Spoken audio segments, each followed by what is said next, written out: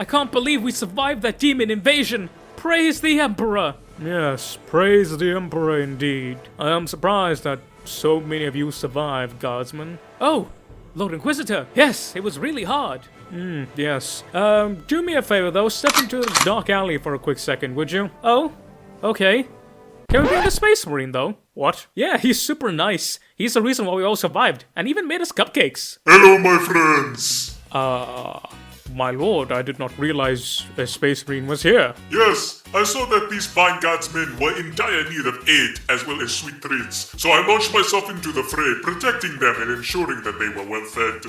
Well... You see, I am a salamander, which means I love them very much, and I will do anything to protect them. I will fight anyone no matter what. It could be literally anything. I will defend them with my life and crush anyone who tries to harm them in the slightest bit. Nope. I don't get paid enough for this. So, what did you want, Inquisitor? I wanted to invite all of you to a... Hooray, you're alive party! Oh, marvelous. I will bring the cupcakes. Yes, you do that, my lord. Wow, that went a lot better than I expected. Salutations Rangers, General Bradley 101 here, and today we got something a little different. I'm still a little knackered after that massive chungus of video I threw out a day or two ago. So here is my old Salamanders 1000 subscribers special. The editing, a little bit off, but the actual content is still pretty good, and you can goddamn feel my love for my wonderful boys of the Salamanders. So, new intro skit, new intro being this. I hope you guys really like it, and don't worry, we'll have some new stuff coming up pretty soon. Also, go and check out the homebrew video featuring Pancras and the work as well as Mr. Bones. It is honestly my best work ever, and you guys really seem to like it. Unlike YouTube, who pretty much hit a copyright claim on almost every single song for some unknown reason, even though I get them from Epidemic Sound. So I'm probably not going to earn any money of that. And I don't really like doing this, but I did work pretty hard on that video for 5 weeks and it took a lot out of me. So if you guys want the full unedited versions of the full-on interviews, I had to cut a lot of it to make it fit in the video. With both Mr. Arthur Bones and Pancras and Work, you can sign up for the Sergeant tier. That's a $5 one in the membership, and you'll get access to those member videos. Again, you don't have to do it if you don't want to. I'm just a little bummed about the whole situation is all. But enough of me yapping and prattling. You came here for some good salamander goodness. And here you go, baby, with the Sons of Nocturne. Right, so what are the Salamanders? They're the classic gentle giant, the friendly wolf, the biggest dude in the gym, just like you saw in that intro. You thought that intro was a meme? Nah. I mean, well, it was, but the point wasn't. They are the patient man with a long fuse and a massive bang. It takes a lot to piss off a Sally, but once you do, you're gonna have to deal with the Marines whose primary weapons are flamethrowers, anti-armor, microwave radiation guns, and hammers that hit with the force of a thunderstorm. Good fucking luck, bud. And as for cultural inspiration, while most people believe them to be of African descent, with them often being depicted by GW with a Jamaican-esque accent, they're actually multi-ethnical, as we don't know anything about their development along with the 6th Legion, Space Wolves, and the 20th Legion, the Alpha Legion, as their development was completely hidden. More on that later. The Salamanders have a pitch black skin color, and I mean not like the various shades of human pigment brown, I mean like black as in coal black like color, with a leathery hardened skin texture and bright piercing red eyes. Yes, I know what you're thinking. Yes, these are the actual good guys in 40k. Yeah, Warhammer, it's something special. Yet they do share some tribal African homage with the adornment of teeth and other bone ornaments of the Salamanders, a large reptile only found in their homeworld of Nocturne. Basically, tankier dragons minus the wings. And they use their hides as further armor. They are masters of the forge, with their standard battle brother creating master wrought items on par with the tech priests of other chapters. They're also unique in Space Marines in that they have a home life. While other Space Marines never see or interact with their families ever again, the Sallies are the exact opposite, with their families seeing them off when they are deployed, sending them letters, and the Salamanders, when they have their free time, they spend it with their family. You know, they watch movies, play board games, and barbecue together. Okay, so the last 3 were just guesses, but come on! Come on!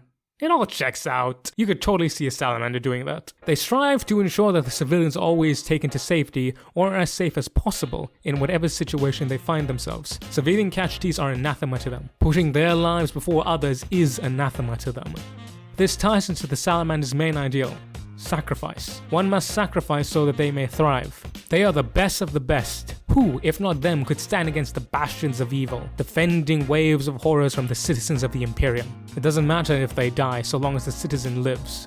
For homes can be rebuilt, crops can be resown, trinkets made anew, Yet if the people die, then all is lost. And it will be a cold day in hell when the last salamander lays dying, still bellowing the Promethean creed, before evil can cast its foul hands upon the very soul of the Imperium. Its people, the kin of the salamanders. Rightio, so there's your TLDR out of universe summary. If you got what you came for, thank you, God bless, and have a great day. However, if you were all intrigued by that and you want to know more, then strap yourselves in, because now it's time for the deep dive. Onwards, brothers, into the fire of history we march, to recollect the deeds of our forebears. Now we move on to their pre-Primarch history of the heresy during the Great Crusade. The Salamanders are a special legion, as they were part of what is known as the Trifoil Legions. As I mentioned before, as well as the Space Wolves and the Alpha Legion, they were all segregated from their Proto-Legion kin, and were personally overseen by the Emperor, as each one of them was created for a special purpose. Although we don't know what the Salamanders was, we know that the Space Wolves were bred to have impeccable combat prowess, as well as unshakable loyalty. Thus they were the Emperor's executioners. We have alleged records of them dealing with the Lost Legions, and actual records of Leman Russ mistaking Magnus for a box of pasta and absolutely demolishing his dreams and vertebra growth. Side note, do not break your pasta into the water. Please, for the love of God, just use a big enough pot, or wait for it to soften and stir it. Every time I see someone do that, I die a little bit on the inside. Please, treat your pasta right. Hashtag, treat pasta right. Side note over, now into the bullshit of the Alpha Legion, who were meant to be the Emperor's spies. How do we know this? I mean, just look at their modus operandi. Come on, I mean, that's what they are. Now for the Salis we have a theory, that being that they were meant to be a type of police force, a fully fledged reserve combat force, yet whose primary role was to keep the Imperium safe from internal/surprise threats. We have reason to suspect this, as during the Great Crusade they were used as small supportive elements deployed to theaters where there were insurrections, surprise attacks, asymmetrical warfare, as the sole superhuman vanguard of standard human forces. They were deployed to break a particular stubborn enemy, or what they became known for, impossible last stand missions where they would defy every odd by sheer will, determination, and competent tactics, and achieve what was thought impossible, yet they paid for it with an impossible amount of blood. This is perfectly shown by the first ever recorded combat mission, the assault of the Tempest Galleries during the dying days of the Unification Wars on Ancient Terra. Fun fact, the Legion was said to have their armor covered in a pattern of black and yellow to provide camouflage in the hellish landscape of the subterranean magma layers where the battle took place. This, however, is a reference to the original color scheme of the Salis back in the 80s, which provided an in-universe reason as to why they looked like that. Does it make it better? I don't know, maybe? I don't know, man. Yeah. Now, allow me to regale you with a tale from the far future. Yet it is a story as old as time itself. The story of the brave few, facing the evil and the many, expected to die, and yet they win with a great, great cost. In the 30th millennium of humanity's existence, the 18th Legiones Astartes was the vanguard against the dreaded Entarchs of the Caucasus Wastes. This mission was thought to be an impossible suicide mission, where it was not even worth the cost to plan such an attack, as the Caucasus Entarchy's power was based on scores of relic technologies and terrible weapons in their possession, which dated back to before the Age of Strife, while its military forces ranged from the armored gene-augmented Urkasis troops, which was somewhat analogous to the Emperor's Thunder Warriors, to hyper-drug-fueled mentally enslaved covens of unstable gene psychers. In addition to this, the Entarchy strongholds were concealed within kilometers deep beneath the hollowed-out mountains of the wastes, and shielded from attack from above by near-impregnable webs of power-fielded shields. An attempt by Imperial forces to take the Entarchy's mountain strongholds by storm early in the Unification Wars had met with bloody defeat, with the loss of almost 10,000 Thunder Warriors and more than 1 million other casualties. Thus the Caucasus wastes were contained and isolated thereafter, slated for destruction at a later date. And when that day came, the Master of Mankind decreed that the Drakes of the 18th would be tasked with breaking the back of this foe. Thus, the Emperor arranged a massive host, composing of 6 proto-legions, and near every supporting force that he had under his banner, ready to assault the wastes. The only thing that halted them was the power web shields, for which the 18th Legion was deployed to destroy, transported by massive termite mining carriers, armored and void-sheeted tunneling drills, which the Emperor had gotten from Mars. Thus, the 18th saluted their Emperor and departed. Only 16,000 of the Legion actually made it to the landing zone. The other 4,000 were lost to the natural defenses of the caverns, such as hidden magma lakes and unstable tectonic plates, unable to be detected until it was too late. The 18th's armor was reinforced with heatproofing. This, combined with their natural resistance to fire, allowed them to operate in the hellish landscape, where even the pseudo-Thunder Warriors of the Waste would perish. Yet, They did not find any mortal forces of the waste, rather what they found as the defenders of these sleepless engines that had turned before the start of the Age of Strife were masses of fire-blackened service automata. When the nascent 18th entered the underground cavern at the core of the Earth, they found vast kilometer-high spindle machines turning over cages of seas of molten metal and lava drawn from the planet's core.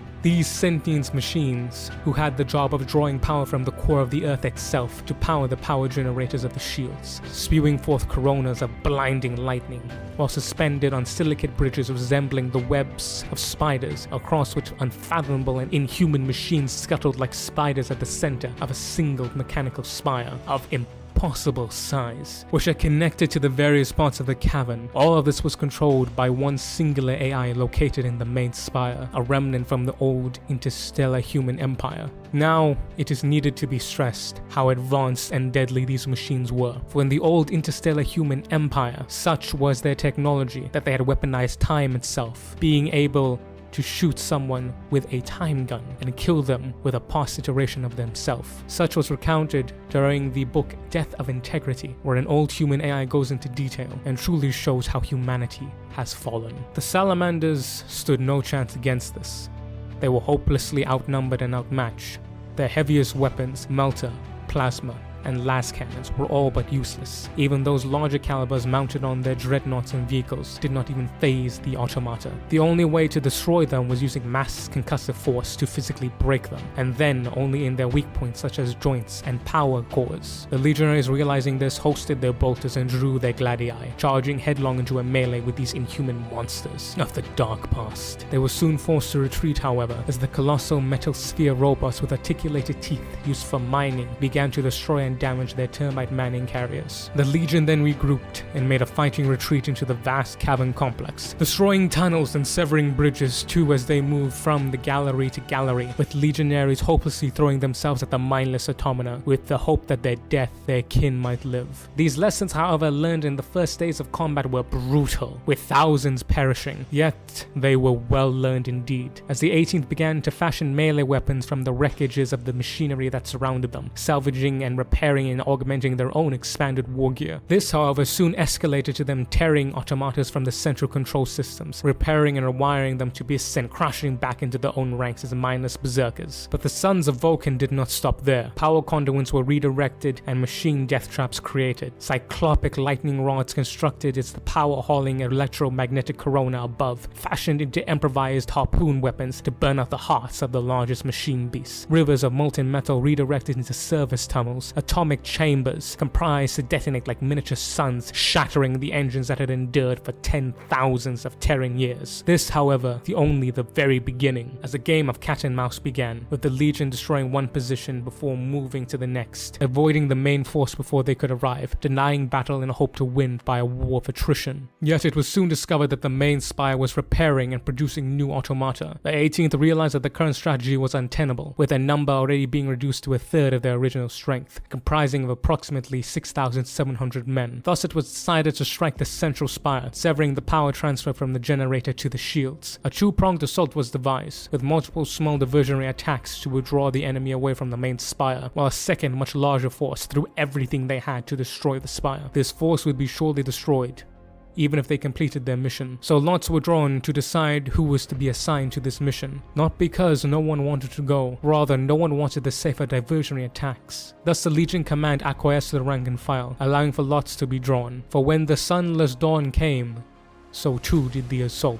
The legionaries thundered from their holdouts and defensive redoubts, armed with many improvised power fists, thunder hammers, shock cannons, and cutting saws fashioned from the shattered remains of the fallen Tempest automata. They charged into the main spire just as the 18th threw everything they had.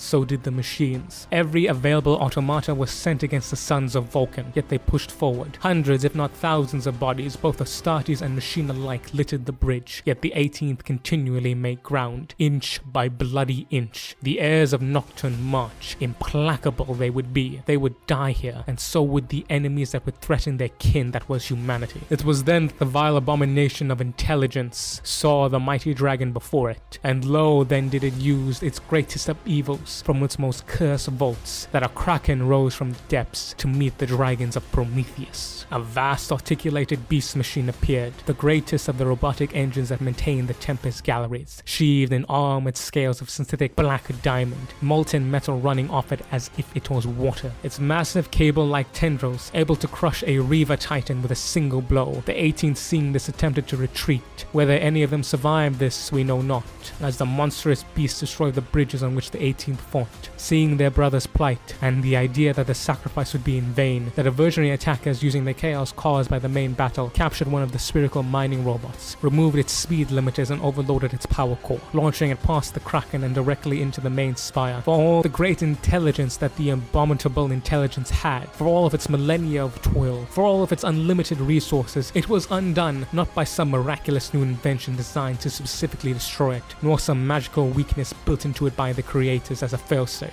No, rather, it was the pure stainless metal and cold icy logic that was melted and scoured by the raging flame of humanity. The pure, undying flame, the drive of every mortal man since the beginning of time itself, the unremovable urge to protect his kindred, and the unquenchable desire to destroy those that would harm them. As the automata of the Great Spire died, so too did its various automata, falling dead, its great mind severed. The 18th Legion stood victorious, yet like all great heroes of humanity, scarred. Only near 1,000 of the mighty drakes of humanity remained. They regrouped and repaired one of their termite drills before returning to the surface. The eruption and subsequent destruction of the great volcano heralded their arrival. When they emerged, they saw the armies of Unity victorious, the foul wretches of the Caucasus wastes in full rout.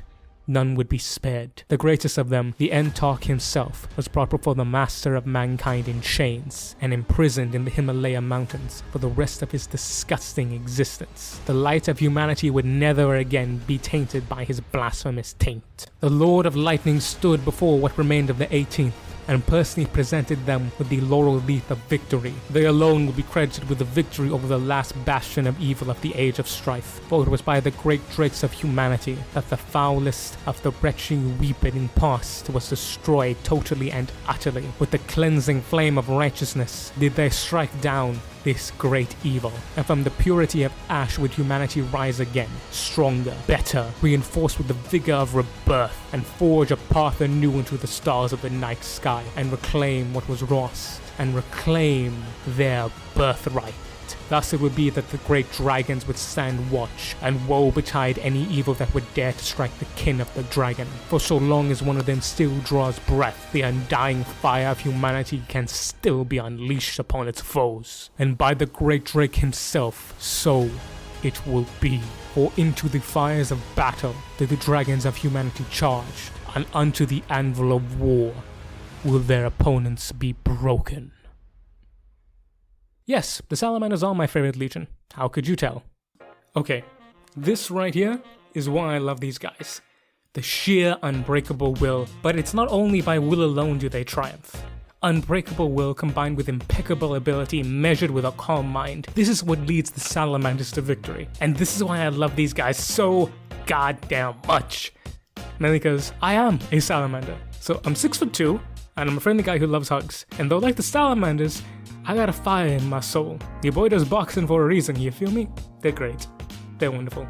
I love them. Anyway, back to the video. This, like the fire of the forge, needed to be tempered, as the Sallies became a little eager to sacrifice themselves. It got really bad, so much so to a point that where every battle the 18th faced, they were expected to be decimated. So much so that during the legendary Magical Cataclysm, retreat for the 18th Legion became unthinkable. Even when every logical tactical thought was for them to retreat, they would find some excuse to sacrifice themselves.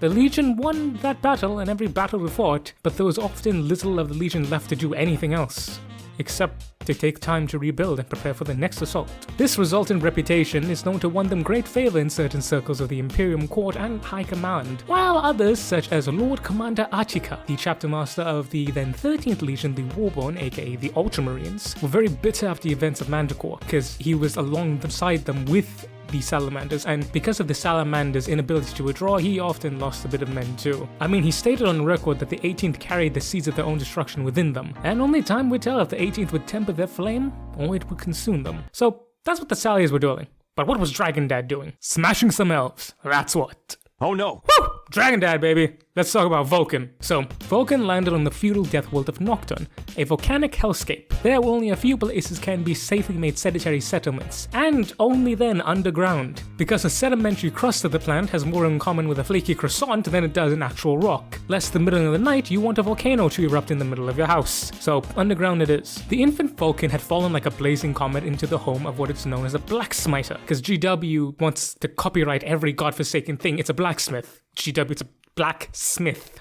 Christ alive. A metal worker who was by the name of Nabel in the city settlement of Hesiod, the greatest of all the city settlements. And this took place at what was known as the time of trials. Well, the volcanoes were extra explodey and the crust extra flaky, and not in the good way. If you were anywhere other than the safe zones, you were dead. Pretty much. So, Nabel saw this infant and he took him in as his son and named him Vulcan after the king of the Salamanders, the greatest reptiles of Nocturne, Vulcan being the greatest amongst even them. And so did something tell Nabel that this child would be the same. Now, Vulcan is interesting because he's part of the small band of Primarchs like Gillidan and Sanguinius who actually had a good family upbringing and values of Nocturne were instilled into him from a young age. He had an actual healthy childhood.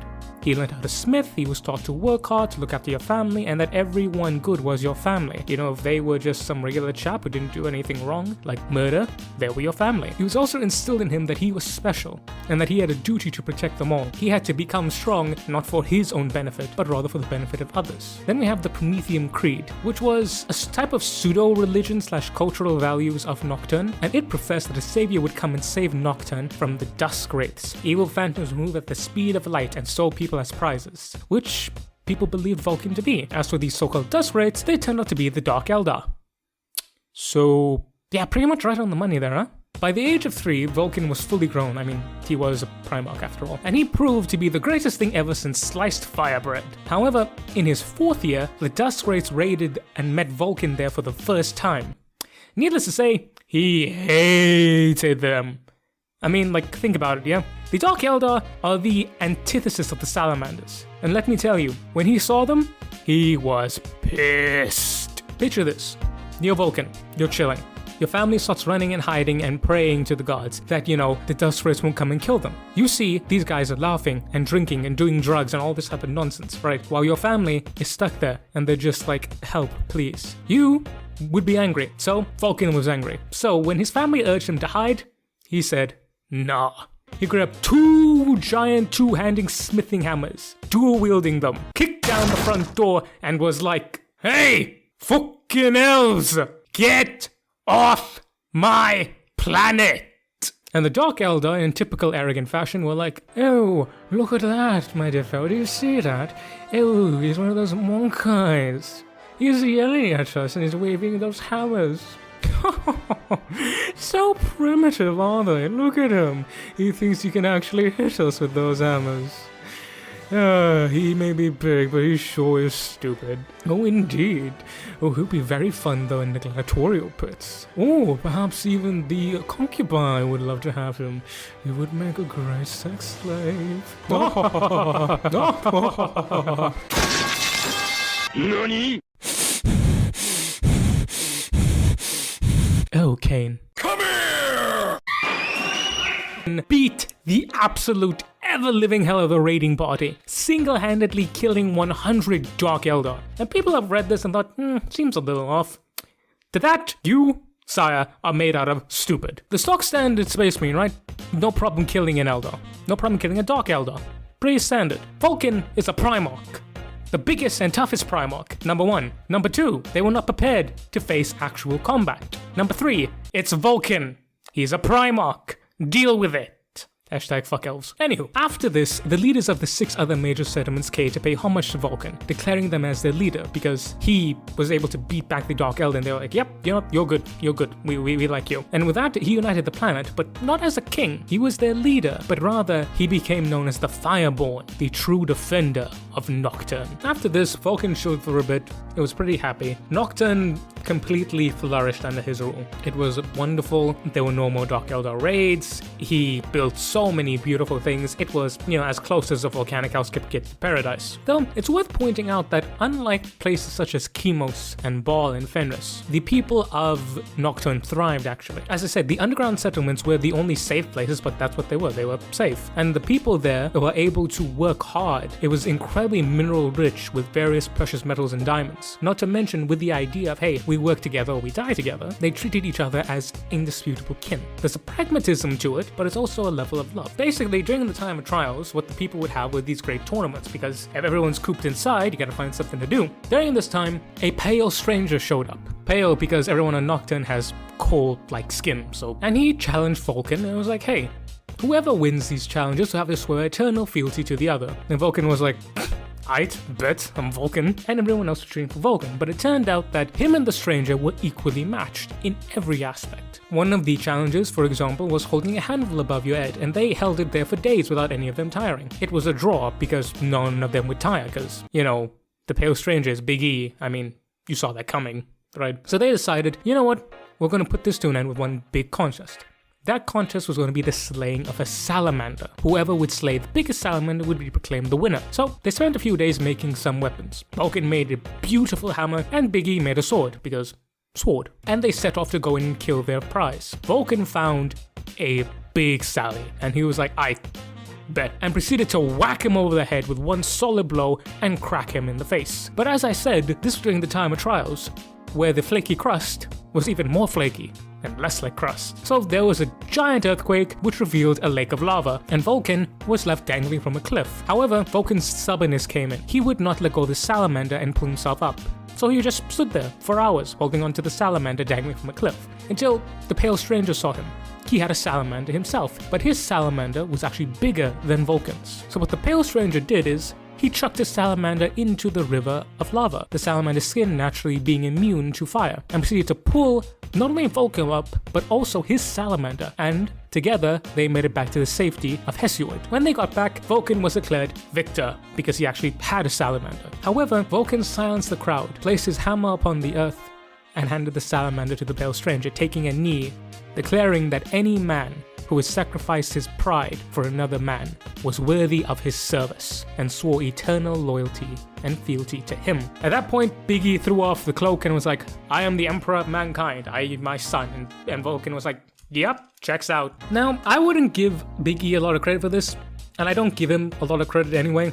Don't like Biggie because, well, Angron, like why? So some people believe that this is Biggie actually being a good dad. I, however, believe this is Biggie playing 5D chess and realizing that the only way to get to Vulcan was to, actually make him believe that. Biggie, not good father. Very bad father. Anyway, Vulcan wasn't introduced to the wider Imperium nor given command of his legion, because while he knew how to lead a militia to fight off raiders, he didn't really know the whole thing about campaigning and stuff. So he spent a few years under the tutelage of the Emperor himself and learned how to do the war and the logistics and all that, and he spent a lot of time on Mars and became good friends with two of his brothers. One being Ferrus Manus and the other being Sanguinius. The latter due to their shared love of kinship and family, and the former due to their shared love of building and construction. And eventually the time came where Vulcan began to rebuild Nocturne. Now Vulcan was very much a person who valued tradition, but he also was very pragmatic and practical. He wanted to keep Nocturne relatively safe, but it said that he accepted many new technologies, one of them being defensive fortifications, shield generations, etc., as well as other materials such as that. Now we don't really know exactly what they were, but if I had to hazard a guess, I'd say stuff like medicine and, safer mining techniques, safer practices, making these settlements more safe. And Vulcan was not concerned that this would lead to his people softening because of the idea of Nocturne, that being hard work is good. So even still, you grow up, you're gonna learn how to smith and stuff. But it's nice knowing that, you're not gonna die from getting the flu. Pretty simple. Vulcan's the type of good guy, so that's what I think. But Vulcan ended up training some new salamanders, incorporating the forges. He built their fortress monastery on Prometheus, which is the moon of Nocturne. Oh yeah, by the way, forgot to mention, the reason why the time of trials happen is that every 15 years, the moon gets so close to the planet that the gravitic nonsense just goes crazy and, explosions and stuff. But there you go. But Vulcan was waiting. He had managed to create 3,000 brand new Space Marines, as well as ships and vehicles and armament to arm them. They were fully ready, and he was just waiting to meet his sons. He then gets a call from Big E being like, hey, you want to meet your sons? He's like, of course. Where are they? It was like, oh yeah, they're about to be destroyed by Orc War.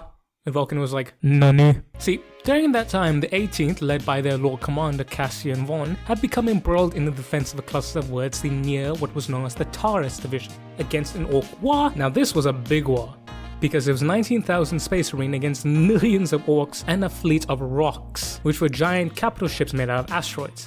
Orc logic. Don't bother. So the Salamanders were like, yeah, you know what, we's gonna die. Because they were the only Space Marine Legion that could be deployed as reserves. This was during the Rangdang Xenocides, as well as the incident of the Halo Stars campaigns, which were incredibly difficult for the Imperium. So they were the only ones that they could send. And 19,000 Space Marines against millions of Orcs, that's pretty rough. So the Legion resigned itself and fought a gruesome rearguard action against the Orcs. They held them off long enough that 3 full planets worth of people could be evacuated. But eventually the Orcs began overrunning them because, well, they just went around. So what they did is, they set down on a particular planet and they were like, hey, come fight us, Orcs. And the Orcs were like, yeah, sure. Thus did the Salamanders become a lightning rod in a sea of green, drawing the Orcs towards them, hoping beyond hope to buy enough time for the civilians to escape properly. However, this was not to be their fate.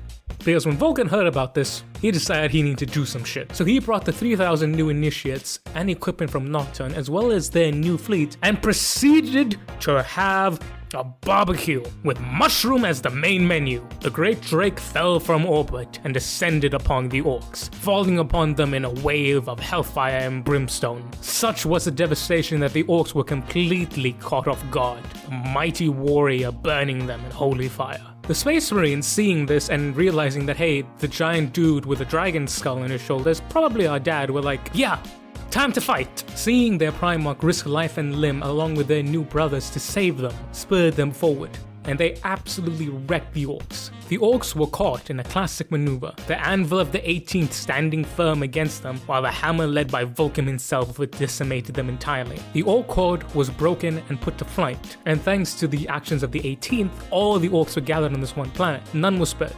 And because of the nature of the Orcs and of the Salamanders, the only way to completely get rid of an Orc is by the use of fire. And lo and behold, what do the Salamanders use?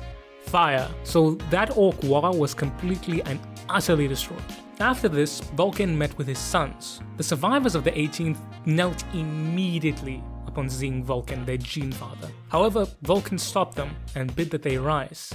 He instead kneeled before them, saying that all of his sons were equals, and that he was no petty king in need of showing obedience. Instead, it was he who would kneel in honor of the lives they had saved and the price they had paid, thus eternally earning the loyalty of every single man. This was one of the many things that Vulcan did to unite the young blood of Nocturne with the old god of Terror, preventing much of the civil war that happened between the Terranborn and other Astartes of the Primarchs. The next thing he did was seeking out the mortally wounded Lord Commander Vaughn. He then conferred the formal transfer of the Legion's mastery to Vulcan, and Vulcan in return honored him by presenting him with the fallen power claw of the Orc Warlord. In addition to this, he created the first ever ironclad known as the Iron Dragon Dreadnought, mastercrafted by his own hands, and presented it to Vaughn himself, and declared that he and every bearer of the Iron Dragon would become the regent of Nocturne itself, once again showing a great deal of honor to the old Terranborn. And the final act was declaring that all the Terranborn veterans would become his new Fire Drakes, which were the Terminator Elite,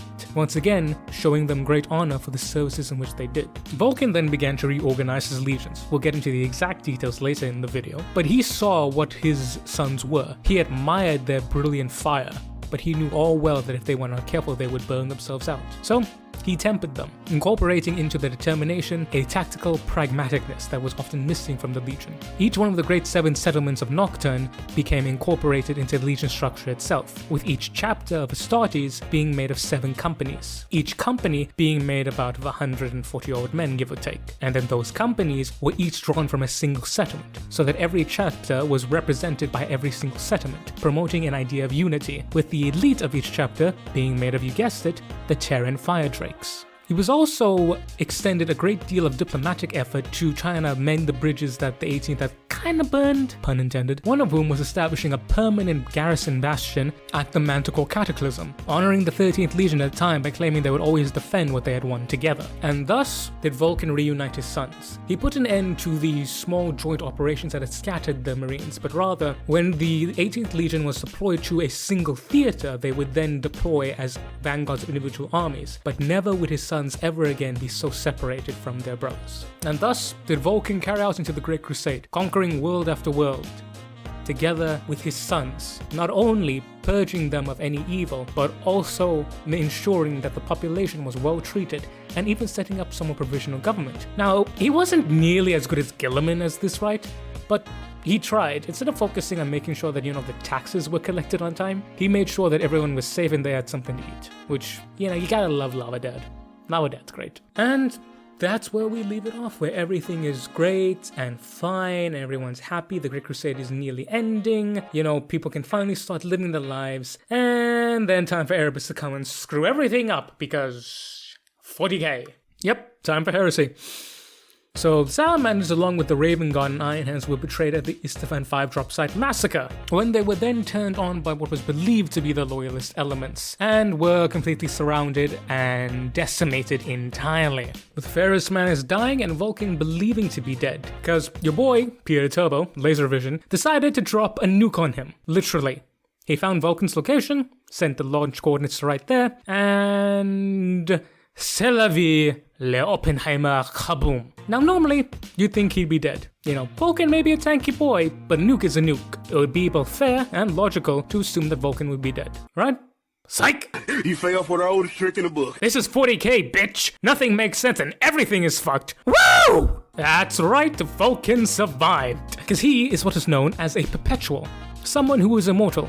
He got it from the Emperor, BTW. So, Vulcan survived, and needless to say, he was mad. Having 93,000 of his sons die, you'd expect him to be a little pissed. Also, side note, numbers are conflicting here, as it was always thought that the Salamanders were the smallest, yet it is said that the Thousand Sons in Raven Guard have also said to have smaller numbers. I personally, for this video, am going with the idea that the Salians are the largest of the smallest legion, with about 100,000 men, with the vast majority, being about 93,000, being deployed to Isstvan 5 during the Dropside Massacre, and thus being nuked to each single space hell and back. Vulcan was then sworn by the traitors. With him resigning himself to death, he then killed so many traitors, with the only way for them being able to bring him down was to literally having to cover themselves in him, physically hold him down and just pin him there. He was then taken prisoner, and there is a whole convoluted story, which is for the Vulcan episode, but TLDR, he got captured, tortured by Conrad Kurz, fell from Orchama, went crazy, got assassinated by another Perpetual, some weird dude named Dron Grammaticus, with a MacGuffin spear that can kill other Perpetuals. There was also a second Imperium, the Lion tried to nuke Ultramar, Sanguinius became Emperor, Conrad got a trial after playing Among Us on the Lion's ship, and oh yeah, a whole group of Xenos was behind it. Yeah, it's kind of weird,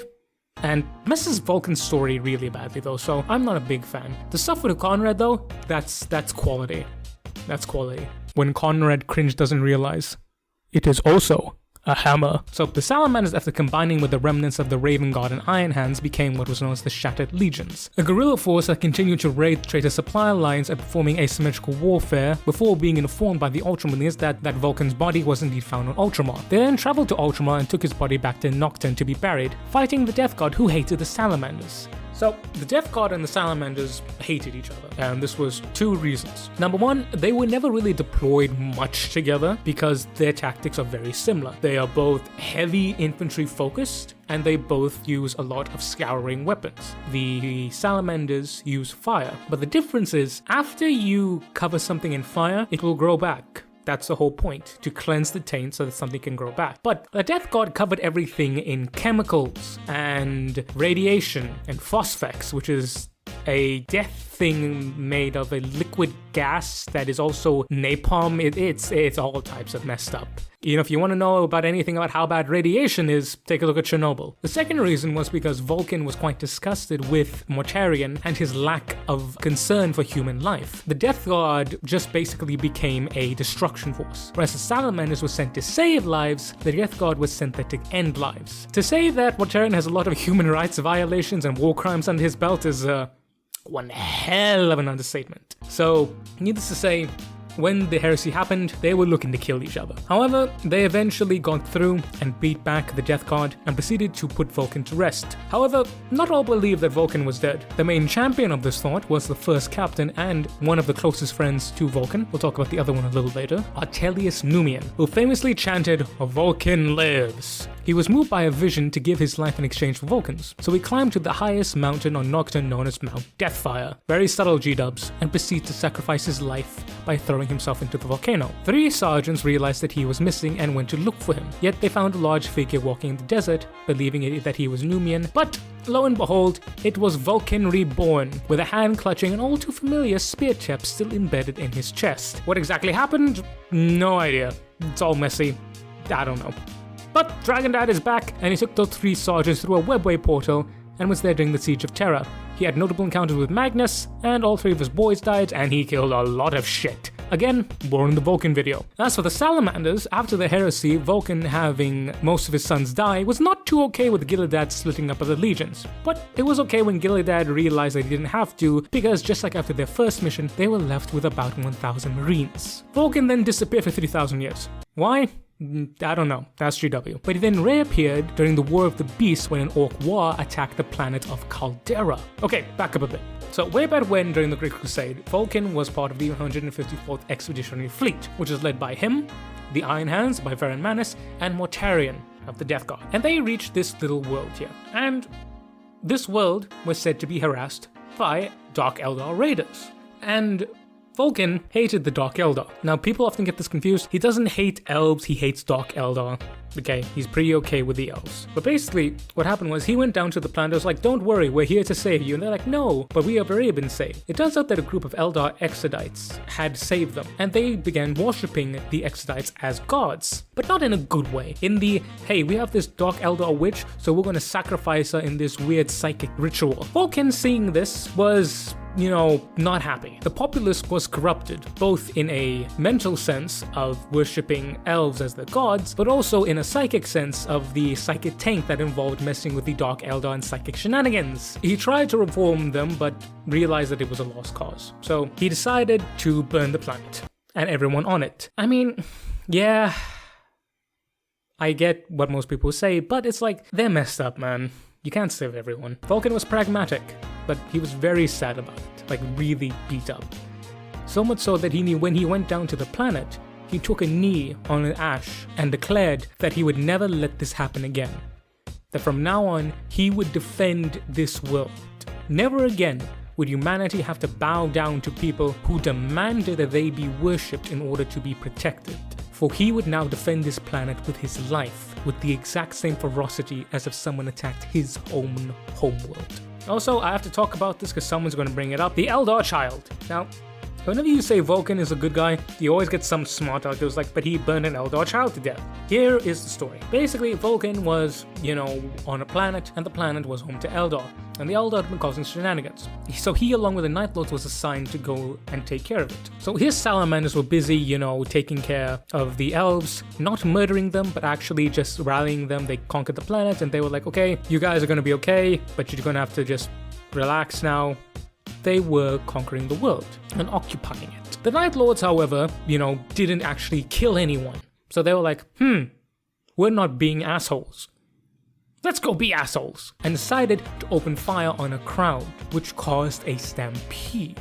During this chaos, a group of Eldar, who were psychically empowered, decided that they were going to use this as an opportunity to escape. So, the Eldar Witch Coven decided, thunderbolts for everyone, and started launching thunderbolts at everyone, really. It was just chaos. And during this, many of his sons died, but also his Remembrancer. A Remembrancer is basically a war zone photographer. They take pictures and they report, it's a news journalist in a war zone. And he had become very, very close with this lady, and she actually died during this. I believe that it was a combination of her being launched into the path of a bolt round, I believe. I'm not entirely sure certain. But she died and everything was messed up. up. Basically, Vulcan came across the particular Eldar Coven, which had been blown up by a missile, I believe, or a melted blast or something. But there was one witch left, and it said that it was a witchling, something around 12 years old, give or take. It was a kid, and she was actually protected by a psychic barrier. And when Vulcan saw her, she then looked up to Vulcan, and with defiance in her eyes, lifted her hands up to him. Now, Vulcan seeing this, his sons had just died. His best friend had just died. Part of the reason why she died was because of this Eldar kid. Now, I'm not downplaying what happened here. He did indeed do something wrong. That was a flaw. You should not kill a kid. I don't have to say that out. But it was just in the moment. And then he saw this Eldar child still being defiant after everything. And then he snapped. He lost his cool. And it says that in his mind, it said, do not do it. But he let his anger get the better of him, and he killed her. I'm not excusing what Vulcan did. What he did was wrong. She surrendered. He should have taken her in. But most people often say, oh yeah, Vulcan just decided to kill her because he was being cruel. I was like, no, there was a reason for it. He was a human who made a mistake. He's not a monster who wanted to kill for the sake of killing. And I think that people really need to take that in consideration when they talk about it. He's human, we make mistakes. I mean, hell, how many of us, whenever we say stuff, we regret what we say? That's why, for me personally, I often always think before I speak. Like, I think for a while because, as the old saying goes, the two things that can't be taken back, spilled blood and spoken words. So, Vulcan is indeed the nicest Primarch. And one of the best people in 40k. Because he is still human. He made a mistake, and to his credit, he owned that mistake. He was like, yeah, no, that was wrong. This was a mistake. I regret it. He was on record regretting it. And to him, it was his worst moment. So, Vulcan does not hate Eldar. He does not have this evil panache against them. He hates the Dark Eldar because everyone hates the Dark Eldar, and when it came to killing the kid, he made a mistake. Just want to point that out because people often take that out of context because, again, it's a meme.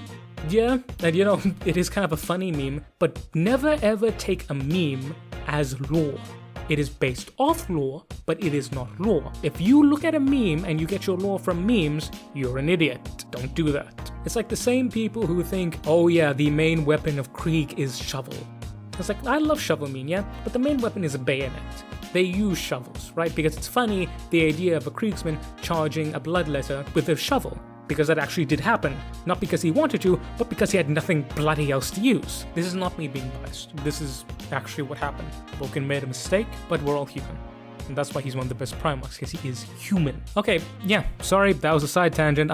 I love Vulcan, and I have to, understand it. Yeah, okay, he made a mistake, but people often take that way out of context. So, Vulcan then came back up, and I was like, oh my god, the Imperium is in shatters. He then took command of the forces of the Imperium and used every single bit of strength not to slaughter the Imperial officials wholesale for sheer bloody incompetence. I mean, it was bad. Like, French monarchy levels of bad leadership. The War of the Beast was a massive orc war, the biggest war ever seen, led by a massive orc known as the Beast, who was assumed to be a type of pseudo-Krork. So he declared jihad on the Imperium, and every orc in the galaxy joined in, and it got so bad, it got really bad. So Vulcan personally assaulted his flagship where they dueled, and Vulcan is the toughest Primarch and in competition for the most physically strongest, Ferrus Manus being his only competitor. And he could not best this chunky green boy. It was a draw. They were at a stalemate constantly after hours of fighting. So what did Dragon Dad do? Simple. He Hail Mary charge tackled him into a power generator powered by pure psychic war energy and blew them both up to Kingdom Come. So Vulcan is currently on his respawn timer, cause while he can regenerate from anything, being blown to atoms takes a while to regenerate. The Salamanders, like all other legions, believe that the Great Drake will return when the day is its darkest. But to do so, they have to gather the 9 artifacts of Vulcan, which were 9 of the greatest things that he's ever made and were scattered across the galaxy during the heresy. Thus, the Salamanders created the Office of Forgefather, whose job it is to search for them. The Sallies continue to serve the Imperium, being involved in some of the most dangerous campaigns that the Imperium has faced, such as the Second and Third War for Armageddon, the Badab War, fighting against every enemy that the Imperium has. Literally. With them in particular bending over the Dark Eldar, as well as having several encounters with the Necrons, especially a certain metal kleptomaniac by the name of Trajan the Infinite who wants Dragon Dad's Uber Spear. Aside from the Dark Eldar conflicts, the Salamanders are usually defending and escorting civilians, which are often neglected by Space Marine chapters that aren't from the original first 3 foundings. So if you read a conflict where the Salamanders are there, they're defending a position against waves of enemies so that civvies can escape. Glad to see that after 10,000 years, some things are still the same. Right, that's the history of the Salamanders post-heresy, as well as a little tangent about Eldar children. Now, let's move on to the culture and the gene seed. So, the culture of Nocturne, and to an extent, the culture of the Salamanders. Putting the cart before the horse here, but the Salamanders' culture is Nocturne's culture. They draw from the teachings of Vulcan, and they are renowned as being compassionate towards the average citizens of the Imperium, and they are the pure defenders of the weak. Many decry this as a weakness, but the Salamanders, they see it as a strength. And the reason why they see it as a strength is because when your logic fails you, when tactics fail you, when everything is down in the dirt and ashes are all around, the only thing that you have left are feelings and passion. And the Salamanders will feel far more strongly to the civilians of the Imperium. Because unlike other Space Marines, when they see a child out there in danger, they don't see a small human, they see their nephew, their cousin, their family, and that's what pumps their blood and gives them that extra little bit that they need to conquer and succeed. The Salamanders, like every inhabitant of Nocturne, are expert craftsmen of the highest order. As I said before, they're stock standard Space Marines not only know how to repair and build armor, but each weapon and armor of each Space Marine is individually tailored to him. Their armor is the best in the Space Marine arsenal by far. Whereas the Iron Hands focus on mechanical augmentation, the Space Marines focus on pure craftsmanship. This is twofold. Not only meaning that the standard of quality amongst the rank and file is higher, but the Forge Masters as well as the Tech Priests are able to create great works of technology and metallurgy. As a result, the number of Artificer armor and Tactical Dreadnought armor is incredibly high. And unlike most other Space Marine chapters, each company has an element of Tactical Dreadnought armor instead of all of them being combined into the first company, with the first company holding the esteemed fire drakes, but those are often also seconded to companies as well. They also make great use of Land Raider Redeemers because giant tank with flamethrower. I mean, come on. This writes itself. In regards to their weapons, Flamers and Melter are their weapons not only because it fits with their iconography, but also because of their role.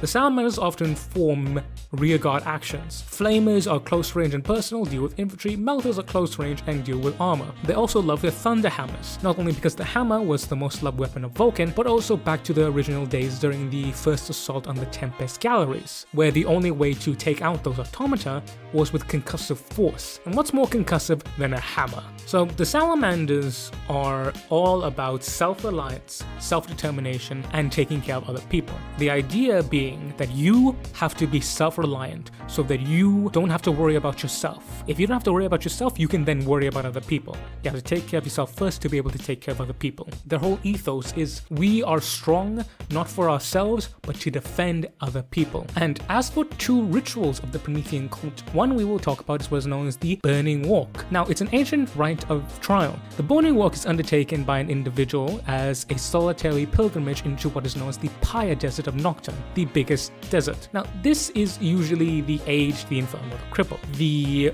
mortally wounded. So basically, this is someone who's, he's got an on age, he's going to die. Basically, let's say you get like cancer and, it's terminal cancer. Instead of doing that, they decide to walk out into this desert and die on their own accord rather than letting the slow sickness take them. This combines with Nocturne being a death world and there being little resources, but also the idea of I would rather die proudly than sit and wither and decay. However, in some cases, if the Salamanders have a troubled soul, they themselves may take it on in a sense of mental clarity. It's like when you have nothing else to do, yeah, listen, man, if me walking through the desert will make me feel better, I'll try anything. It happens very rarely, and to this date, only one Salamander has ever returned from the Burning Walk. That being the Salamanders who chose to do that who had, just bad juju. That would be Apothecary Fugus of the Third Company. Nothing else is known on him. We don't know why. Maybe GW will make a book out of it. Now, as for the final two, these are rituals of internment and ascension, and these relate to the captain of the Salamanders. You see, when a captain of the Salamanders is slain, a ceremony is performed to commemorate his passing, as well as to elevate his successor to the next role. So, the captain's corpse is then placed on a ceramite-coated slab of black marble. The chain is then lowered into a pit of lava that flows into the pools.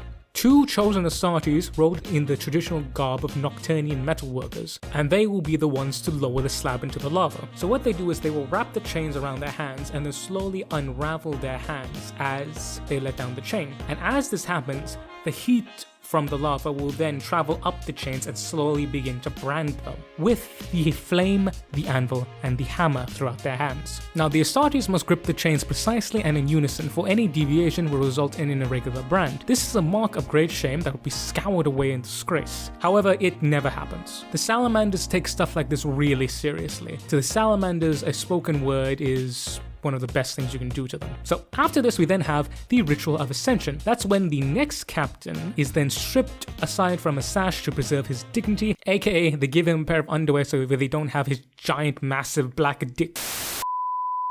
Anywho, he is then branded with the marks of a captain upon his chest and right shoulder. He then steps onto a giant platform made of marble. A giant blast of flame is then erupted from below, and he is essentially surrounded by a circular wall of fire. At this point, the region of Prometheus will say the words, "Vulcan's fire burns in my breast," and the prospective captain must then say, "With it I shall smite the foes of the Emperor." Finally, the fire is removed and the new captain is bid to rise by the regent. Not to mention, whenever a Salamander's company embarks on a new campaign, each Salamander will build his own pyre, because Salamanders are cremated, surprising absolutely no one. Now, as for gene seed, the gene seed of the Salamanders is incredibly pure and incredibly stable. Gene seed rejection rates are pretty much non-existent. Some quirks of the gene seed are as follows. Number 1, the salamander skin becomes, as I said, charcoal coal-like, and it becomes a hardened leather exterior. Not only does it make the skin more durable, it also makes it pretty immune to fire, heat, radiation, chemicals. Like, it's essentially a layer of protection above that. Like I said, they're very tanky. Also, it's believed that the radiation from Nocturne in combination with the gene seed reacted, giving them the jet black skin and bright burning eyes. As to why, again, we don't know, but it's one of those things where it doesn't really matter. Now, this appearance is incredibly frightening, but it's entirely superficial. Like I said, the Salamanders are the nicest, friendliest guys you'll ever meet. But, you know, seeing a world decide, hey, we're going to revolt, and seeing giant Astartes clad in dragon skulls and dragon scale cloaks, wielding giant hammers, flamethrowers, and having pitch black skin and burning red eyes, and this giant deep Jamaican accent being like, "Are you the ones who are trying to revolt?" Yeah, no, I'd run too. Like, I'm good. Nope, thank you, Emperor, good. Yeah, grand, cheers. Another quirk that most people don't know about is what is known as firesight. Basically, a salamander can change how his vision sees. Imagine the heat vision from Predator, that's pretty much what it is. But what's different is that it works both ways. They can see incredibly hyper heated targets, but they can also dial back the vision so they can see any bit of heat whatsoever. Now, the Salamanders have then taken this and manufactured a material that could generate minute pulses of heat at a specific signature, so that while the Salamanders could see it, thermal scans could not. It's one of those things where it adds another layer of tactical flexibility. It's not always relevant, but when it happens, yeah. No, that's a good thing to have. Also, the Salamanders are the biggest space marines by far. They're the biggest and they are the toughest. As I said, the Iron Hands have their augmentations that make them strong. The Salamanders are physically toughest. They have the most muscle mass and they are the tallest. This, however, does come from a slight disadvantage as they are slightly less agile. Now, they're not slow, they're just as fast in terms of like sprinting, but in terms of agile dexterity, they're a little slower than the average marine. Just like how the Raven Guard are just a little bit faster. But in regards to when they're equipped with power armor, yeah, there's no chance. Like, it doesn't really hinder them too much. It's one of those things where, like, in a very niche case, maybe if two Astartes are dueling, but that's never going to be the deciding factor because, as I said, they are significantly tougher and they hit significantly harder. They're tanks. It's a classic thing. Damage, tankiness, less speed, which I personally am a big fan of. Now, we come on to organization. So, when Vulcan assumed command of the Salamanders during the Great Crusade, he radically reorganized the Legion. The main difference, as I said earlier, was he abolished the idea of ad hoc strategic operations. The Legion would be self-deployed, yes, but only in one theater of a campaign under Vulcan directly himself. He wanted his sons together. As we mentioned before, the Legion was divided into several chapters, and each chapter was made of 7 companies, and each one of those companies was drawn from one of the major settlements of Nocturne itself, so that each chapter would be represented by all the people of Nocturne. Not only that, he also created 7 realms, and each one of these realms were basically one of Nocturne's great city settlements. And to each of these he assigned a Lord Commander, also known as a Protector. It was their duty to guard the city, to protect them. They were the Castellans, basically. More than that, he incorporated the idea of family. Like I said, the Salamanders then and now are the only Legion, them and their successors, that actually have a family life and that still have contact. Post-Heresy, the Salamanders do comply with much of the Codex Astartes, but instead of 10 companies, they maintain 7 warrior houses of the original Legion. Again, each one centered around the great city settlements of Nocturne. Now, each one of these is a little bit bigger than the standard, being about 120, and it comes to about 840 company squad level Marines, though it's not entirely stated, though I believe that the other 160 belong to their extra big first company and headquarters, because they do have a larger headquarters than other Space Marines. For example, they maintain 3 Masters of the Forge instead of 1, and since there's no number of the first company, I like to believe that it's bloated a little bit. That's just my headcanon though, but it's said that they're about 1,000, so I'm just putting 2 and 2 together here. Right, now for notable campaigns. As I said, we touched upon their main notable campaign, which made up a big chunk of this video, and that was the Assault on the Tempest Galleries, which is one of the biggest things of all of the Unification Wars. As I mentioned before, they had the second and third War of Armageddon, but what's interesting is that the Salamanders hold the honor of being one of the only few Imperium forces that actually assaulted the Dark Elder city of Commorragh. Now, here is what happened. There's a chap by the name of Asriel Vect. He is kind of an asshole, so he decided he wanted to be the leader of the Drukhari Covens. So he made a plan, and he basically increased raiding in what was known as the Desarian Gulf, because the Dark Elder used a webway portal to get in and out of real space to raid Imperial cities. So reacting to the increased Dark Elder raiding in the Gulf, a strike cruiser belonging to the Salamanders by the name of the Forgehammer was sent to investigate, which was then ambushed by Dark Elder ships. It was crippled and then was brought to Commorragh by Vex Cabal of the Black Heart. However, an equally bad person by the name of Lord Zillion, a rival Archon in Commorragh and part of the ruling nobility, confiscated it because he wanted it for himself. However, what was unknown to the Dark Elder at the time was that the Salamander librarian Hestion was sending out a psychic distress beacon to the rest of his chapter from within the captured strike cruiser. But apparently, Zillion didn't get the message that the Salamanders are experts in kicking Dark Elder ass. Though he found it easy to enter the ship itself, that's because the Salamanders let him, and was kindly greeted by Melter, Flamers, and Thunderhammer-clad Terminators. Needless to say, he realized that this was not good, so he transferred it back over to Vect with the intention of backstabbing him after he had done all the dirty work because, well, Dark Eldar. Still though, the Astartes maintained their position, and on the 16th day of the siege, the skies above Commorragh burst open, and the Salamanders had received Hestion's distress call and used the psychic beacon to find their way into the Dark City itself via the webway gate, which happened to be turned on. Yep, Vec did it. So they were not only joined by the Salamanders battle barge, but also the strike cruisers from the Howling Griffins as well as the Silver Skulls. Needless to say that the Dark Elder were caught unawares was an understatement. The Dark Eldar are not an army, they are a raiding party. They're not used to full-on combat because they are the smallest faction, they're literally a single city of tens of thousands, and no one actually bothers with them because of how terrible Commorragh is. And the battle started off with a beautiful scene of the Salamander's battle barges plowing straight through the spire where Cillian stood, crushing him in an instant. And what's actually interesting is that the main Dark Elder weaponry is Splinter weaponry, which is a spin-off of Eldar shuriken guns. Now it's designed to maim enemies so that they can be captured because, torture and all that. But against the hardened power armor of the Space Marines, the Salamander in particular, who had mastercrafted armor, they were just utterly useless. But they have melee weapons as well, so a brutal melee engulfed, and it was just terrible. The battle eventually developed into a war of attrition, and it became clear that the Space Marines were not going to be able to hold out because they had a few hundred against tens of thousands, so not exactly good. So what they did is that the Terminators of the Salamander's first company, the Fire Drakes, teleported directly onto the hull of the Forgehammer and opened fire with the ship's missile launchers, bringing down the capture stations that held it in place. This then triggered a massive chain of explosion that freed the Forge Hammer. The Space Marines, however, that were fighting became completely surrounded. But with the Forge Hammer free, the bulk of the Space Marines battling in the Dark City teleported away onto the waiting ships in a blaze of light. However, not all of them were able. Some of them were cut off and were unable to set free. They gave the away parties their blessings and told them to leave while they held the ground. They bought enough time for their brethren to evacuate and brought down many Dark Eldar. As to how many Dark Eldar? Literally all of the noble houses minus a few were destroyed.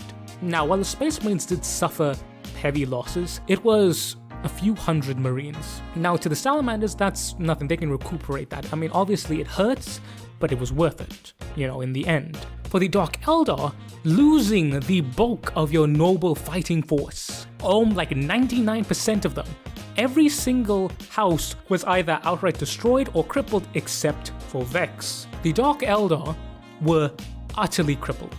They never again could have reached the same thing. But this was okay because Vex was now in charge. That's the main thing I want to touch upon. As for the second and third wars of Armageddon, not really much to say. The Salamanders did good, they helped people, they took care of civilians, though there was a very interesting point. So there's a chapter by the name of the Marines Malevolent. GW is very subtle with their names. They are the assholes of the Space Marines. They are the worst of the worst. They decided that a civilian camp which the Salamanders had set up was under attack by orcs. So what did they do? They carpet bombed the camp with the orcs as well. And to the Marines Malevolent, this was a job well done. High fives all around. The chapter master of the Salamanders, seeing this, decided that it was not in fact high fives all around. And when he spoke to the Marines Malevolent captain, the captain was like, Lamau, whatever. This pissed off the chapter master so much that he backhanded the Marines Malevolent captain, smashing him into a wall, smashing the metal wall, breaking his shit, and leaving him a bloody mess. That, ladies and gentlemen, was the chapter master known as Tushan, who did such a good job in protecting the civilians that the overall commander, chapter master Dante, praised him publicly. With that, let's get on to notable characters. So, let's start off with the main man himself, Tushan. He is the current chapter master of the Salamanders, and he's said to be the very embodiment of them. He is the guy. He's not known as a chapter master, rather he is known as the regent of Prometheus. As I said before, the Ironclad Dreadnought being the regent of Nocturne. And he takes that title because, as I said, the Salamanders believe that Vulcan is there, just kicking about. They're just taking care of stuff before him. As I mentioned before, he had his little escapade with smacking that Marines Malevolent into the face, but also he got his start as a sergeant in the 5th Company and then became captain of the 3rd, and he was actually indoctrinated as chapter master after the previous one died at the hands of Huron Blackheart. Remember, back then I said that they were part of the Badab War, so that's actually where he got his start. He is one of the youngest chapter masters in history and is said to be one of the greatest. As I said, Dante himself publicly praised him for his astute abilities. Though Tushan himself feels a little iffy about this. He's young, he just wants to do right by him and by Vulcan. But all in all, he is a good guy. Now, let's move on to the best, the biggest, the awesomest dreadnought, the Regent of Nocturne, the boy Breath Ashmantle. Formerly the captain of the 4th Company of the Salamanders, Sokha Breath was mortally wounded by a Gene Stealer. Again, Gene Stealers and Terminator armor, I have a whole rant about that, so we're not going to get into that. This video is long enough as is. Though he actually clashed many times with the Chapter Master, he was actually deemed worthy enough to be indoctrinated into a Dreadnought chassis. Not only any Dreadnought, but the Dreadnought chassis of the Iron Dragon. And what's interesting, in honor of his battle with the Gene Stealers where he sustained his mortal wounds, the shoulder armor of the dragon was decorated with a death duel of a certain Salamander's captain and a Gene Stealer. He got the name Ashmantle from fighting the Black Legion and Abrehuman rebels during the Cassava insurrection. He pursued the enemy into the sub-city network and disappeared there for 9 whole days. He was presumed dead because, obviously, but he smashed through the way of the inner duct workings and he was covered in a mixture of blood but also of soot and ash, that every inch of his armor was covered because he was covered in blood as well and the ash stuck to the blood. Thus, he got the name Ashmantle. Because, Ashmantle. Now, we go to the old boy, Artelius Numion. Now, Artelius Numion was the captain of the 1st Company as well as the commander of the Pyre Guard. We'll talk about the Pyre Guard now. The Pyre Guard were 7 have the best of the best of the best of the Salamanders. They formed Vulcan's personal inner circle, whereas the Fire Drakes were his personal guard. The Pyre Guard were the elite of the elite within that cadre. Think the Morgan Wall. No, that's the... Nope, that's the other lady. Damn it. The name of the...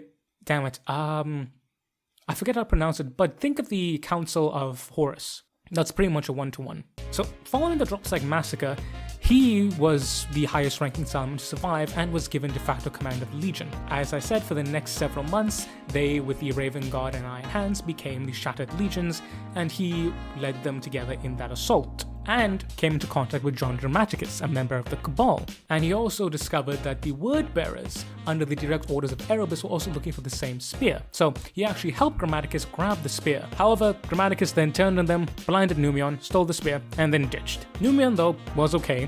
The only thing hurt being his pride. And eventually, he was contacted by the Ultramarines and made it to Macrogg to take the body of Vulcan back to Nocturne. Seeing this though, he fell into a deep depression, and he was just really sad. I mean, he actually refused the title of Chapter Master to the Salamanders. Instead, he was the one who stood up and chanted that Vulcan lives. So he battled through to get to Nocturne, which was surrounded by the Word Bearers with demons and the Ruin Storm, as well as the Death Guard.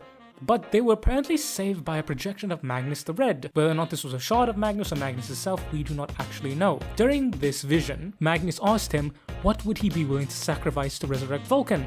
Numion responded, everything. After beating off the Death Guard and an attempted invasion of Nocturne, Numion then transferred Vulcan's body into Mount Deathfire. It wasn't burned, it was interred there rather. But after a week of waiting and the ritual appeared to be a failure, finally he was near his breaking point, but then he remembered Magnus's words. So he stripped himself of everything, his rank and armor, departed from his brothers without even saying a word, and hurled himself into the fires of Mount Deathfire. This, for whatever reason, worked. And Numion's sacrifice, whether it be by some type of warp magic or God knows what, but it worked. His sacrifice was not in vain, and thus did Vulcan rise. It's a really nice story, but I just wish there was more clarity on what exactly happened. But it's good.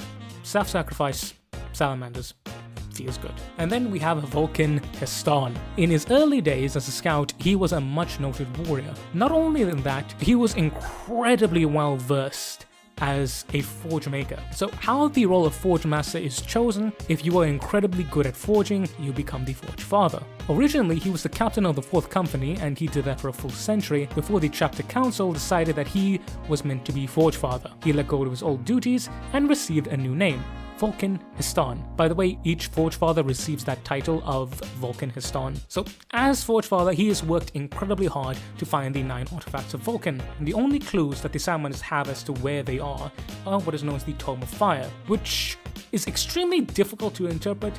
It's basically Vulcan writing a book in secret code that only he knew, and he kind of got blown up by a nuke before he could tell anyone else, so yeah. So far he has recovered 5 of these artifacts, including the Spear of Vulcan, the Chalice of Fire, which is a forge ship, the Eye of Vulcan, a giant laser beam, Kessere's Mantle, which is a strong and legendary cloak scale, which is worn by Vulcan himself during the Dropsite Massacre, the Gauntlet of the Forge, which is a heavy flamer combination power fist, and then there are 4 yet to be undiscovered. The Engine of Woes, which is said to be a type of heavy artillery piece, the Obsidian Chariot, which is said to be a type of land raider or vehicle of some sort, the Song of Entropy, which is a drake-headed staff that produces a entropic beam, so kind of like a Volkite beam weapon, and the Unbound Flame, which is a device both terrible and wonderful. I believe that's just a giant flamethrower. We don't really know, it's very mysterious, but that's the whole idea. Vulcan Heston continues to search for the artifacts of Vulcan, and will never stop until they are all returned or he perishes in his duties. And for final of the ones we will cover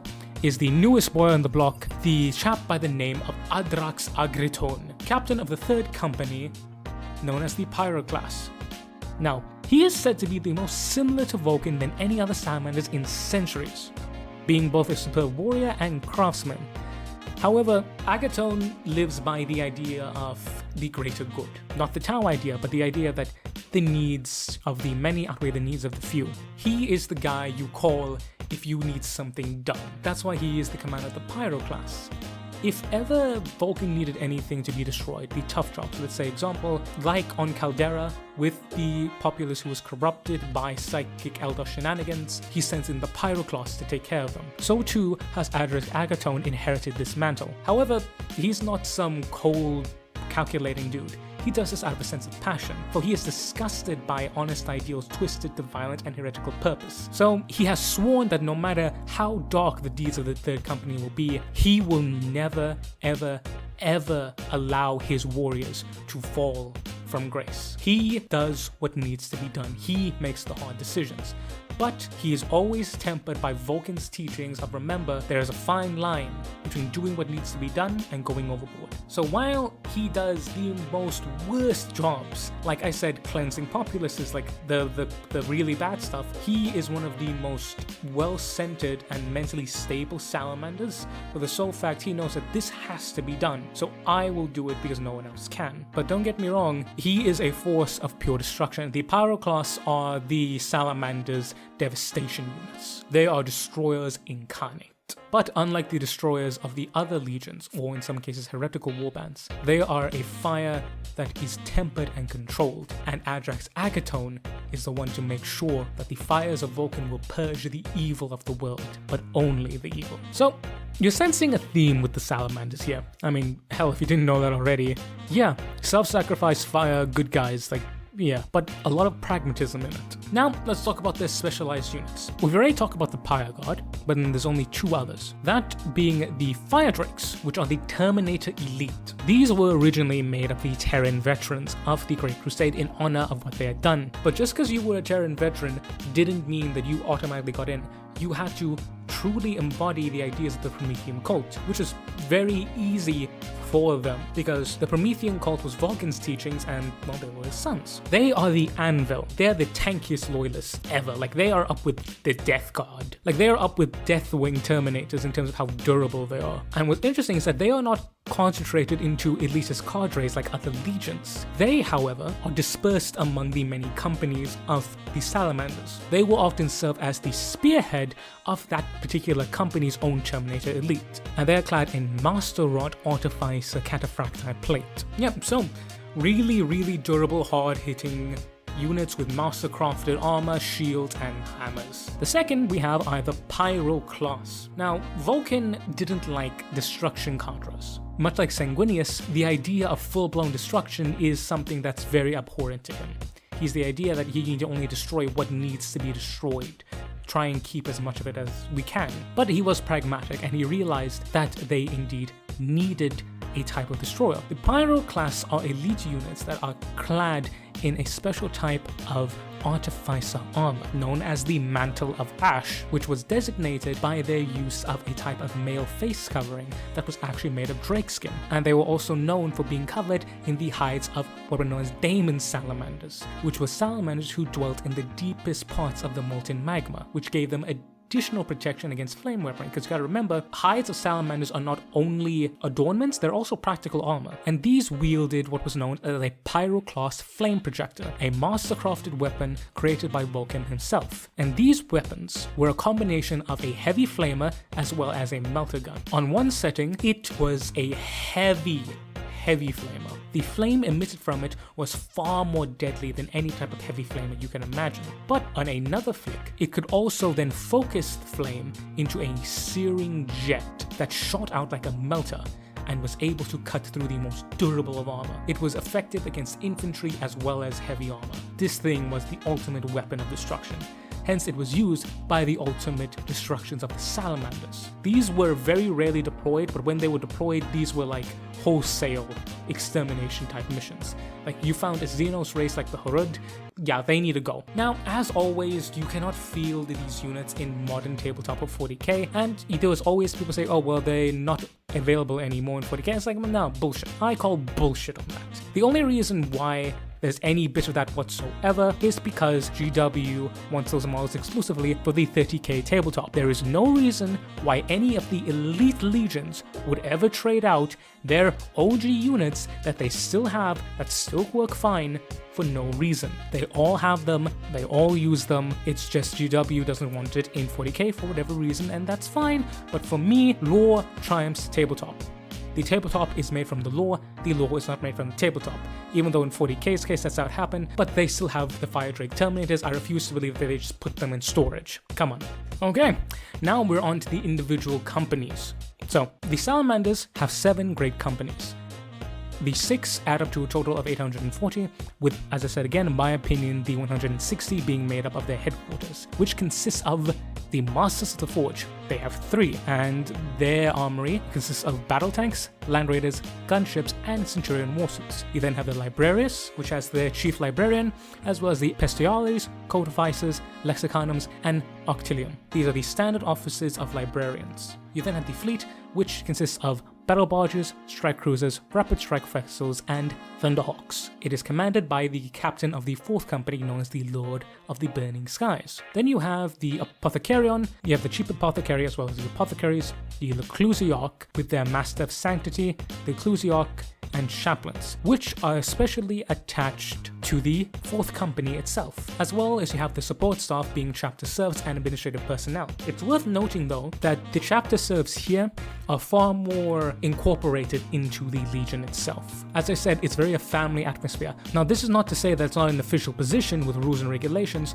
but it's much more of a friendly atmosphere. Now, all these units support the chapter, but in particular the 1st company, known as the Fire Drakes. They are led by the Chapter Master Tushon, the Regent of Prometheus, and they contain the Chapter Standard of the Legion, the Forge Father Vulcan Histan, 2 lieutenants, a chapter ancient, a chapter champion, an honor guard, a veteran squads clad in either artificial armor or Fire Drake Terminator armor, dreadnoughts, as well as land raiders. So these are veterans, and they are known for, as I said, their Stern Guard veterans in Artificer armor, their Venerable Dreadnoughts, and their Terminator squads. Now they dwell specifically in the Fortress Monastery on Prometheus. Now the Fire Drakes themselves, the Terminator Elite, are responsible for some elements of the chapter command, directing training cadres, coordinating security, etc., so on and so forth. And as I said, they often attach themselves to other companies to serve as the tip of the spear. And while Chapter Master Tushon is technically the commander of the 1st, he rather oversees the chapter as a whole, while the lieutenants are the one who do the day-to-day business. Then we have the 2nd company, known as the Defenders of Nocturne. They are led by Captain Inkem or Pelis Mrsan.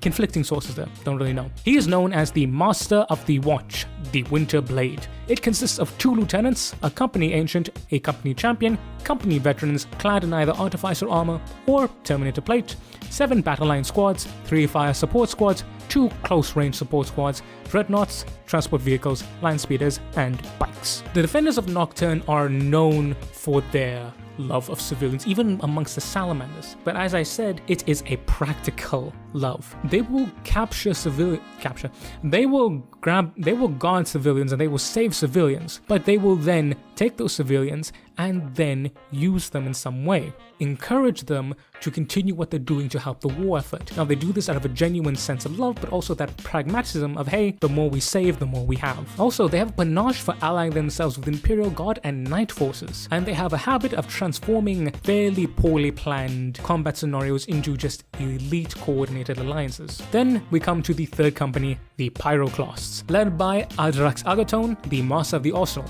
It composed of 2 lieutenants, a company ancient, a company champion, company veterans, 7 battle line squads, 3 fire support squads, 2 close support squads, dreadnoughts, transport vehicles, land speeders, and bikes. Again, these are the destruction cadre. If something needs to be destroyed, you call these guys. This is also where the Pyroclast units would be found. Then we have the 4th company, known as the Branded. They are led by Captain Zarvus, the Master of the Fleet, also known as the Lord of the Burning Skies. Composes of everything as the previous 2 companies. Now the 4th company is very closely tied not only to the fleet but also the Salamanders Reclusium. So you get into this company if you are faithful. These are the faithful. These are the Salamanders that always go to bed early, they're always at church. And what's interesting, the members of the 4th company will often cover their quite literally entire body in brand oaths. Basically, they'll make an oath, there will be a brand to symbolize that oath, and they will then brand that onto their flesh. It's kind of like tattoos. And I don't want to hear anyone giving the Sally shit for branding. Tattoos are literally shoving a needle in and out of your skin 1,000 times. Okay, come on. They specialize in close quarters combat as short range firefights, and they make use of a large number of chaplains more so. Then we have the 5th company. These are known as the Drake Hunters. They are led by Captain Nklaba, the Master of Rights. They compose of 2 lieutenants, a company ancient, a company champion, company veterans, 8 battle line squads, 4 fire support squads, dreadnoughts, transport vehicles, land speeders, and bikes. As the name implies, they are the masters of hunting. When they are on the field, they will target the biggest, baddest thing. If they're against Necrons, they'll target the tomb complexes, or the Scorpion Destroyer Lord. If they're against Tyranids, they'll target the Carnifex or the Swarm Lord. Now, they are part of the reserve companies along with the 6th. Now, they are almost never deployed as a full company.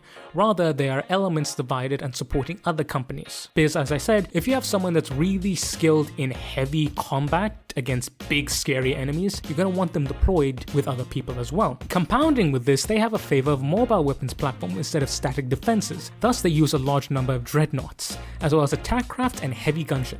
They're very much moving around and slowly picking away at the giant beastie. Then we come to the 6th company, known as the Flamehammers. They are led by Captain Nera-Urvin, the Master of Relics. It consists of 2 lieutenants, a company ancient, company champion, company veterans, 4 battle line squads, 8 fire support squads, dreadnoughts, transport vehicles, land speeders, and bikes. Now, another way where the Salamanders are not codex compliant is that this reserve company consists of many fire support squads and battle line squads. They utilize fast-moving transports alongside heavy firepower, and this is where the newest Battle Brothers will be transferred after finishing their time as scouts. So the way that it works is they move incredibly fast, they unload their cargo, and just decimate you with melter and flamers. And then finally, we have the 7th company, the Sons of Nocturne, led by Captain Sol Bakhan, the Master of Recruits. It consists of 2 lieutenants, company ancients, company champion, company veterans, 12 vanguard squads, the scouts, the scout bikes, transport vehicles, and land speeders. This as well, I believe that this is a little bloated because it has all the scouts. There is no exact number, so I believe this is a bit larger than the others, but that's my own conjecture. But these consist of the Vanguard Primaris Space Marines as well as the traditional scout troops, and they're known for having slow and exacting standards,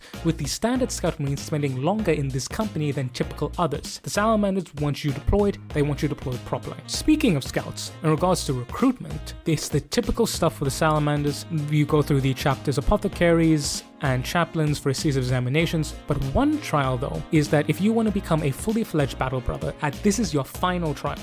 Your final trial is to slay a salamander. Now, this isn't one of the big beasties that Vulcan did, but it's still a giant lizard. But to be fair, you do have your first set of accoutrements and you do have your scout armor. It's still difficult, but it's not that crazy. Yes, this is 40k. Slaying a small dragon is not that crazy. Yeah, that, ladies and gentlemen, is the Salamanders in its totality. This is going to be my longest video to date, and if you manage to get through the end of this, God bless you. Please, I hope that you guys listen to this, put it on the background, paint some minis, go do some dishes, make some food, do some chores, because this is a big bastard. This has been my love letter to my favorite legion. I love them oh so very much, and talking about them, I didn't even plan to do that little bit where I got very narrative. It just happened when I was writing the script. I took a look at it and I was like, this sounds like one of the audio dramas I'd make, so I guess I have a little audio drama here as well. But in conclusion, the Salamanders, they are human. They are my favorite legion because they are the most human. While the idea of a giant 8-foot-tall demigod is anathema to us, we all can relate to someone wanting to protect their family. They are the truest Space Marines in the sense that they are the most human, flaws and all. They will gladly give their lives to protect those around them. And this doesn't extend just purely to humans. The Salamanders are level-headed. They are loving and they are caring. And at the end of the day, they will do what is right to protect those who they love. They are what every Space Marine should be. And I stand by the fact, loud and proud, and I will die on this hill saying that they are the truest good guys that the Imperium and 40k as a whole has. They are the true heroes of this galaxy. And it has been an absolute honor and love for me to spend 2 hours talking to you about them. But ladies and gentlemen, that has been the Salamanders. Thank you also very much for watching. Comment down below on what legion you want to see next and who your favorite legion is. Mine, as you can tell, it's the Salamanders. I honestly love them so much. They're just, not only do I relate to them personally, but the idea of defending someone, self-sacrifice, nobility, it speaks to me on a very personal level. But I've talked enough about them. We're gonna get there. But before we go, We have a Patreon now. Yes, indeed, ladies and gentlemen, for as little as $3 per month, you gain access to the wonderful Discord as well as special Discord perks, and you get a full update of when we're doing what we're doing and how we're doing it. You also get to vote as to what is on this channel. So if you are feeling extra, very special generous, and you can indeed afford it, please look after yourself first before you look after old Brad here. Go on over to patreon.com/GeneralBradley101 and you can sign up today, and the first 20 people who sign up on Patreon will receive an exclusive Patreon-only audio drama for your eyes only. But if long-term commitment is something that you're not up for, or you just don't like Patreon for whatever reason, we also have Buy Me a Coffee. You can shoot me a once-off donation for as much as you'd like, and that will be that. Basically like donating to me on stream. You can also subscribe to Buy Me a Coffee as well, and you will get the same perks as you will on Patreon per subscription level. And people have been asking about membership because I want the cool emotes. For the membership, I need to be monetized first. Your boy got the subscriber count. The only thing I need now is just the watch hours. So if you've watched all the way to the end, thank you very much. I'm one step closer to that. You were amazing and just the best thing I could have asked for. But if you do plan on supporting this channel, please make sure that you can indeed afford to think again. Think of yourself first before you think of me. But I want to really get this going. Eventually, I want to get some custom-made art commissioned for every video for the thumbnail, and that art will then become available to you on the Patreon. There's a whole bunch of other stuff I have planned, but that can only happen with your guys' help and support. But then, again, two things. One, this is not required in any way, shape, or form. This content will still be free. It will always be free. So don't ever worry about that. Number two, please only do it if you can actually afford the few dollars. Like, if you have to choose between getting lunch and giving me money, get lunch for God's sake, please. Take care of yourself first, and then you can worry about good old Bradley. Alright? But that has been me. Like, comment, share, subscribe, do all that wonderful stuff. And remember, if you want to really support, just watch the videos all the way to the end. You'll be supporting me more than enough. You don't have to worry about doing anything extra. But if you want to, it's here now. I have been General Bradley 101. You have been beautiful, awesome, and amazing people. Thank you all so very much for watching. And I will catch y'all next time. Dismiss, Rangers.